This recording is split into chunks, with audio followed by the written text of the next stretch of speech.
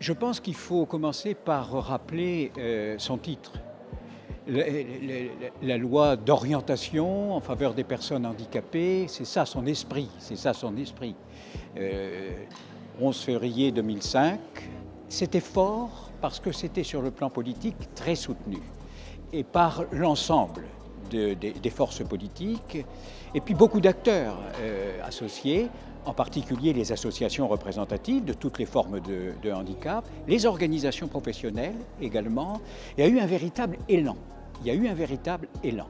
On ne partait pas de rien, hein. Il y avait déjà eu des lois antérieurement qui avaient été prises, qui avaient en quelque sorte préparé les choses, mais il fallait franchir une étape nouvelle. Égalité des droits, c'est essentiel.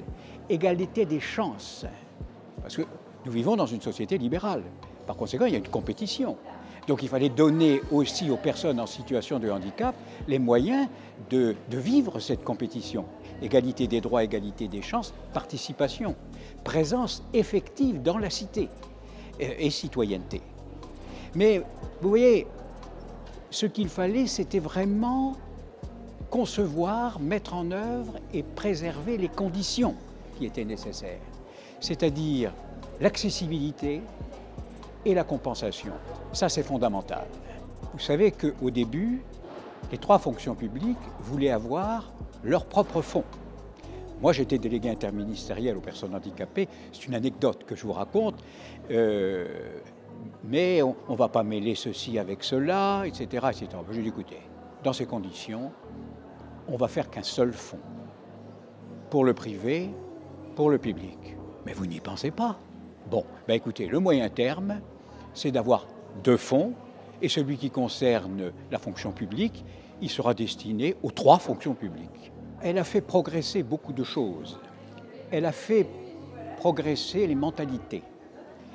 Elle a fait progresser l'image.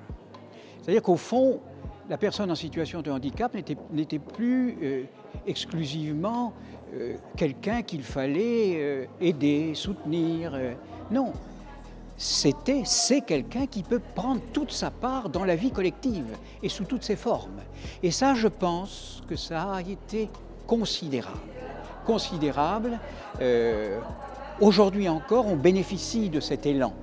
Alors évidemment, le contexte est différent, les attentes ne sont plus tout à fait les mêmes, mais fondamentalement, c'est ça vraiment l'apport. Je pense que le FIP a aussi rapproché les diverses fonctions publiques. Et je pense qu'il a contribué à changer l'image de la fonction publique. Une fonction publique ouverte. Ça, je pense que c'est très important. Ça, je pense que c'est très important. Voilà, il faut qu'il ait une longue vie. Il faut qu'il sache intégrer, il a les bases pour ça, il faut qu'il sache intégrer les nouvelles aspirations des jeunes handicapés. Il faut qu'il sache préserver ce qui parfois est menacé. Mais je pense qu'il y a la matière grise au FIP pour le faire et pour le réaliser. Je crois qu'on peut lui faire confiance. Il est représentatif, il est agissant, il est donc légitime.